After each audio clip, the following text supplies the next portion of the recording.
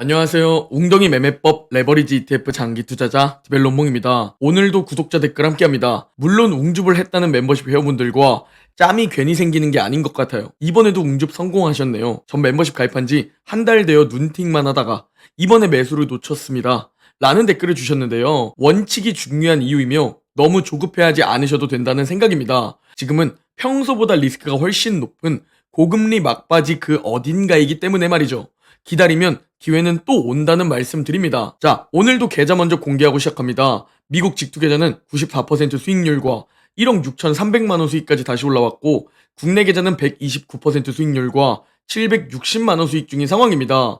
여기에 두 번째 계좌 수익과 환차익, 그리고 비트코인 400만원 손실이 있지만 그럼에도 불구하고 여전히 총 2억 1천만원 정도 수익 중인 상황입니다. 자, 현재 미국 증시 흐름 정말 다행입니다. 매우 중요한 자리에서 다행히 저가 매수세가 들어오고 있는 미국 증시죠. 현재 매우 긍정적인 반등 시도인 이유가 뭔지 어제 영상에서 다 공유드렸지만 다시 한번 짧게 정리해드리자면 맥드 골든크로스가 발생되었고 RSI와 20일 이평선 밑으로 내려간 종목 비중 이게 꽤나 과매도 안전마진이 확보된 곳까지 내려갔었다는 점, 여기에 상승 추세하던 지지선에서 반등해 주었다는 점, 이런 공통된 지표들이 나타난 자리에서 거래량이 동반된 장대 양봉이 나타나 주었다고 말씀드렸죠. 그래서 남들이 겁을 먹고 있을 때 이걸 우리가 2번으로 생각해보자면 샤메 법칙이다, 엔캐리 트레이드 청산이다, 경기 침체가 올 것이다, 대폭락이 시작될 것이다 라는 뉴스가 도배될 때 그때 극소수 웅줍러로서 저와 함께 웅줍해야 했다는 겁니다. 다만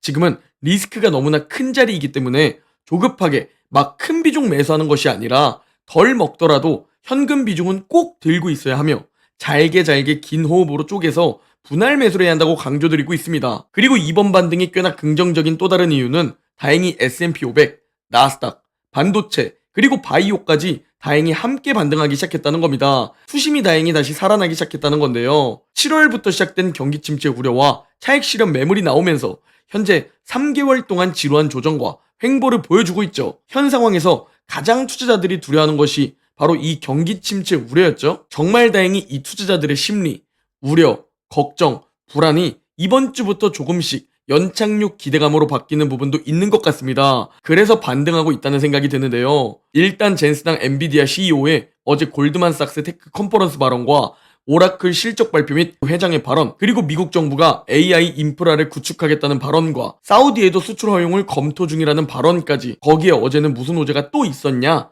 바로 오픈 AI의 새로운 모델 발표였습니다. 출원하는 모델 O1을 발표했는데 그동안 빠르게 답변하는 챗 GPT와는 다르게 시간이 좀 걸리지만 제대로 생각하고 제대로 추론해서 최선의 답변을 제시하는 모델입니다. 그래서 이 모델이 국제 수학 올림피아드의 예선 시험을 봤는데 이전 GPT 정답률은 13%였지만 이 O1 모델의 정답률은 83%의 정답률이었다고 밝혀진 겁니다. 즉 최근 경기 침체 우려도 커지고 AI로 대체 어떻게 돈을 버는 걸까? 이거 지출만 많고 돈은 못 버는 거 아니야? 라는 투자자들의 의심이 생겨나고 있었는데 그 의심을 해소시켜주는 발표들이 나온 것이죠. 그러면서 기막히게 엔비디아는 2022년 10월부터 시작된 상승 추세 하단선에 닿으면서 다시 기막히게 반등해주는 주봉 차트를 볼 수 있습니다.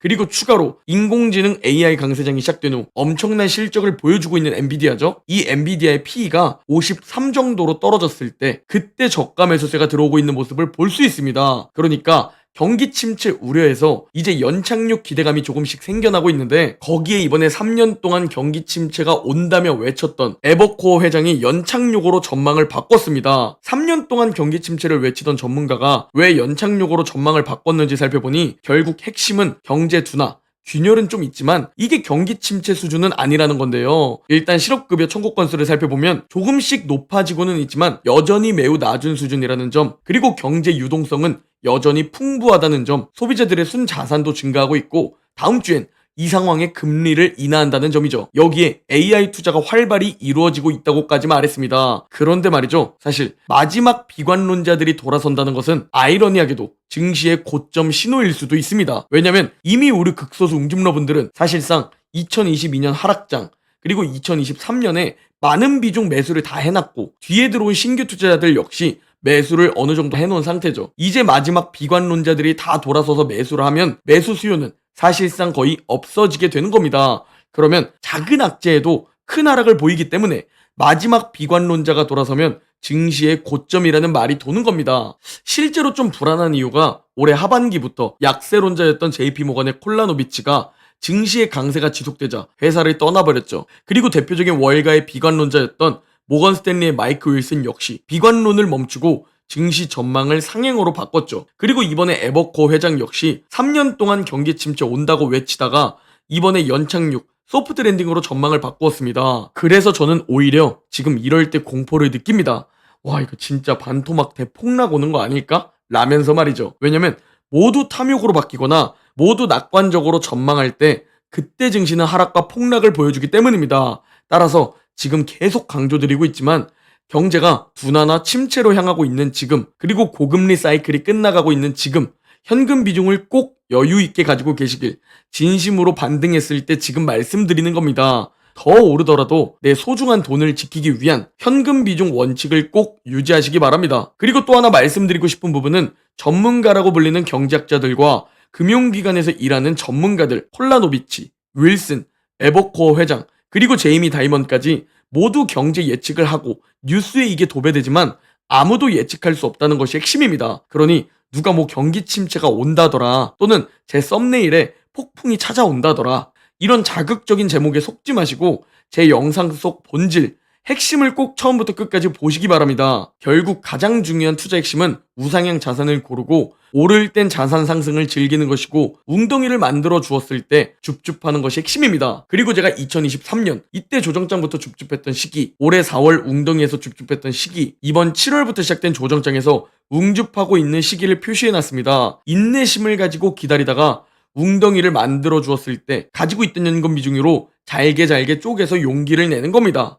그리고 이번에 8월 초 최저점에서 분할 매수 타이밍을 공유드렸고, 바로 그저께에도 웅덩이에서 웅덩이 매매법 분할 매수를 공유드렸죠. 그리고 이제 전 다시 오질 구간에 돌입합니다. 기회는 이미 8월 초와 9월 초에 왔었고 우리는 이미 그 기회를 잡았기 때문이죠. 그렇게 기회를 잡은 두 번째 웅줍 계좌입니다. 단기적으로 손실, 마이너스로도 진입했었지만 웅줍을 통해 평단가를 낮추고 수량을 또 늘렸습니다. 그러니 지금 여전히 웅덩이이고 전고점 회복까지 많이 남아있지만 두 번째 웅줍 계좌도 이미 플러스 상태입니다. 그리고 이번 웅덩이 기회는 누구에게나 동일하게 찾아왔습니다. 다만 준비가 되어 있는 극소수들은 잡았고 대다수들은 이 기회가 위기, 공포로 다가왔을 겁니다. 왜 맨날 제 영상을 봐야 하는지 이제 아시겠나요? 지금 대체 현금 비중은 어떻게 해야 하는지, 또 매수는 어떻게 해야 하고, 대체 지금 왜 또 매수를 참아야 하는지, 이런 것들을 공부하고 자료를 얻어야 기회를 잡고 위기에 대응할 수 있는 것이죠. 아유, 쟤는 될 놈 되리니까 그렇지, 아유, 쟤는 나와 상황이 다르니까 그렇지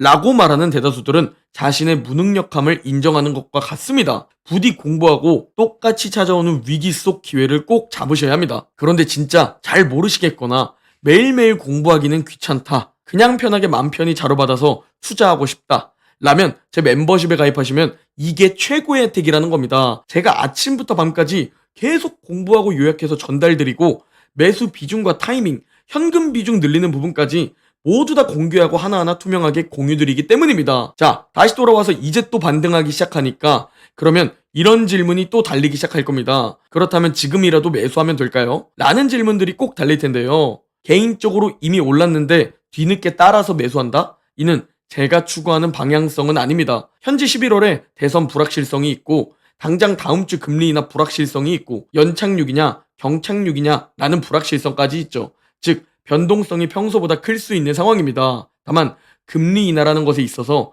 경제가 둔화로는 향하지만 갑작스러운 침체가 아니라면 저는 그래도 일단은 긍정적으로 바라보고 있습니다. 왜냐, 경제가 잘 버텨주면서 금리 인하를 하면 주가가 결국 폭락하지 않고 상승했기 때문입니다. 과거 1971년, 84년, 87년, 89년, 95년, 98년이 바로 그 시기입니다. 경제가 버텨주면서 금리 인하를 했던 시기죠. 이때 일주일 동안은 올랐던 적도 있고 내렸던 적도 있고 변동성 폭풍이 찾아왔습니다. 그러나 한 달 뒤를 보나 3개월 뒤를 보나 6개월, 9개월, 1년 뒤를 보나 모두 100% 다 주가는 크게 상승했다는 데이터입니다. 여기에 우리가 대선 불확실성을 살펴봐도 대선 전까지는 불확실성으로 변동성이 크지만 대선 후 불확실성이 해소되면서 주가는 크게 상승했다는 주가 추이를 볼 수 있죠. 즉 지겹도록 맨날 같은 내용을 공유드리지만 지금 상황에서 가장 중요한 핵심 파악은 미국 경제가 침체되면서 경착륙하냐, 아니면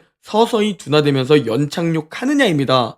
경착륙이면 하락장이 찾아올 것이고 연착륙이면 상승장이 찾아올 가능성이 높죠. 그러나 아까 피터 린치의 말대로 경제 예측은 무의미하다고 말씀드렸죠. 그러니 경착륙이 되면 피하는 것이 아니라 현금 비중을 가지고 웅줍하면서 인내심과 시간을 활용해 버텨내겠다는 각오로 하면 됩니다. 연착륙으로 상승한다면 자산 점프를 누리면 되는 것이고요. 그리고 전 이번 웅덩이에서도 매도하지 않았습니다. 샴의 법칙이라는 둥, 엔캐리 트레이드 청산 우려라는 둥, 또 대부분 종목 바꾸고 매도할 때 뚝심 있게 그대로 보유하면서 오히려 나스닥과 반도체, S&P 500을 또 웅집했습니다. 진짜가 누구인지 판단하는 것은 본인 몫입니다. 그리고 그 판단이 여러분 인생을 결정짓게 될 겁니다. 그럼에도 불구하고 전 단기간에 부자가 될 수 있다는 그런 헛된 희망, 거짓을 말할 순 없습니다. 저 역시 빠르게 부자가 되는 방법을 모르는데 천천히 하락 다 때려 맞으면서 자산을 불리고 있습니다. 이보다 좋은 방법이 있다면 알려주세요. 큰돈 지불해서 자산 더 빠르게 불릴 테니 말이죠.